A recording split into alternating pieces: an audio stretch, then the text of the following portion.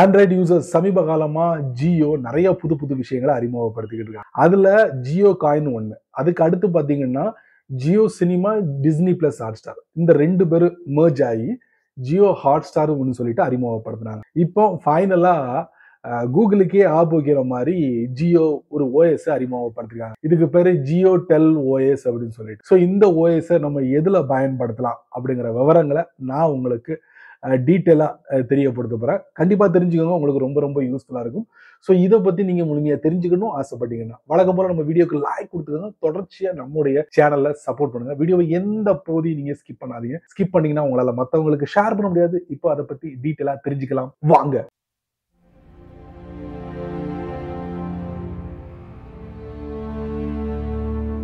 போற போக்க பார்த்தா இந்த ஜியோக்கார கூகுள நீ வந்த வழியே பார்த்தே போயிருப்பா அப்படின்னு சொல்லணும் அவங்களுக்கு. ஏன் சொல்றேன்னா ஜியோ கொஞ்ச நாளைக்கு முன்னாடி ஜியோ காயினை அறிமுகப்படுத்தினாங்க.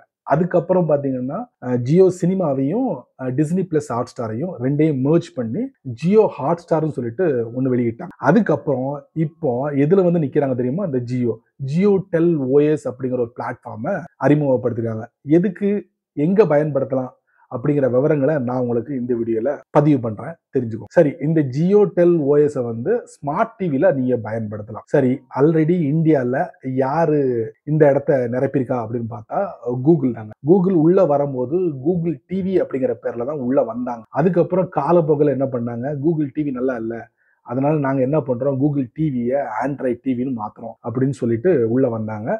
உள்ள 10 வருஷம் ஆயிடுச்சு. அப்ப எந்த அளவுக்கு இவங்க இந்தியாவோட மார்க்கெட்டை பிடிச்சிருப்பாங்க கொஞ்சம் யோசனை பண்ணி பாருங்க. அப்போ இவங்க கையில பாத்தீங்கன்னா பெரிய பெரிய கம்பெனி இருக்கு. சோனி இருக்கு, பேனசோனிக் இருக்கு, இந்த மாதிரி நிறைய கம்பெனி இருக்கு. ஸோ அந்த கம்பெனியோட டைப் பண்ணி இந்த ஸ்மார்ட் போன் வழியா இவங்களுடைய ஆண்ட்ராய்டு டிவியை டிஸ்பிளே பண்ணிக்கிட்டு இருக்காங்க. மக்களும் அதைத்தான் பாக்குறாங்க. ஏன்னா ஆண்ட்ராய்டு போனை யூஸ் பண்ணவங்க டைரக்டா என்ன பண்ணுவாங்கன்னா ஆண்ட்ராய்டு டிவியை தான் அப்ளை பண்ணுவாங்க ஸ்மார்ட் டிவில. ஸோ அந்த இடத்த இவங்க யாரு ஜியோ டெல் ஓஎஸ் மூலியமா ஃபில்அப் பண்ண நினைக்கிறாங்க.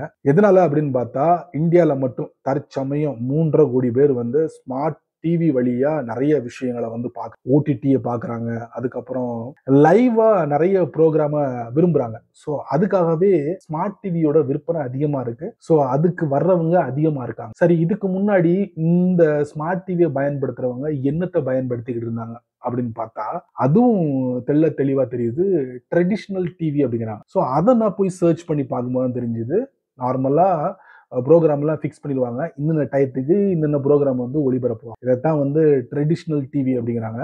இது எப்படி நமக்கு கிடைக்கும்னா சேட்டலைட் வழியா, அதுக்கப்புறம் இந்த டிஷ்ங்கிறாங்கல்ல அது வழியா, அதுக்கப்புறம் இந்த கேபிள்லாம் வீட்டுக்கு கேபிள்லாம் போடுறாங்கல்ல, கனெக்ட் பண்றாங்கல்ல அது வழியா. ஸோ இதைத்தான் ட்ரெடிஷ்னல் டிவிங்கிறாங்க. அதுவும் சும்மா கிடைக்காது, நமக்கு சம அமௌண்ட்டை நீங்க பே பண்ண வேண்டி வரும். அப்படியே பே பண்ணாலும் நமக்கு பிடிச்சமான சேனல்லாம் அவங்க ஒளிபரப்ப மாட்டாங்க. ஸோ அந்த மாதிரி நிறைய பிரச்சனைகள் இருக்கு. இப்போ அதுல இருந்து அப்படியே ஜம்ப் பண்ணி இப்போ எல்லாரும் மக்கள் ஸ்மார்ட் டிவில தொடங்கிட்டாங்க அப்படிதான் சொல்லுவேன். ஸோ இந்த ஸ்மார்ட் டிவியோட வளர்ச்சியை பார்த்துட்டு தான் ஜியோ என்ன பண்ணுறாங்கன்னா இப்பவுமே நம்ம இந்த மாதிரி ஒரு ஓஎஸ் நம்ம களத்துல இறக்கிடுவோம்னு சொல்லிட்டு ஜியோ டெல் ஓஎஸ் அப்படிங்கிற ஒரு ஓஎஸ் பிறந்திருக்கு. முழுக்க இவங்களுடைய கவனம் இன்டர்நேஷனல் லெவல்ல நம்ம ரீச் ஆகணும் அப்படிங்கறதெல்லாம் கிடையாது, இந்தியன் மார்க்கெட்டை பிடிக்கணும் அப்படிங்கிறது தான் இவங்களுடைய ஒரே நோக்கம். ஆனா கூகுளோட ஆண்ட்ராய்டு டிவி பாத்தீங்கன்னா வேர்ல்டு வைடா அவங்க நல்லா ஸ்டாண்ட் பண்ணிட்டாங்க.